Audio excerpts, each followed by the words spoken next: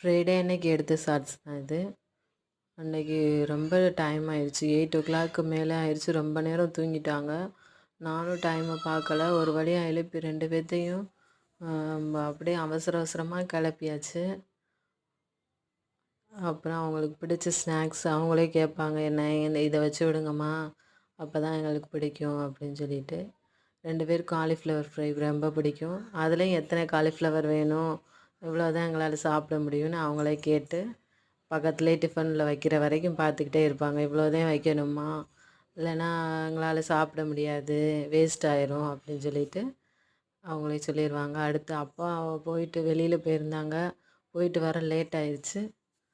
அப்புறம் கிளம்பியாச்சு. எப்பயுமே ஸ்கூலுக்கு போகிறப்ப தம்பி முகமே வாடிரும். ஏன்டான்னு கேட்டால், எனக்கு இங்கேருந்து கிளம்பி போகும்போது சோகமாக இருக்கும், அப்புறம் நார்மல் ஆயிடுவேன் அப்படின்னு சொன்னான்.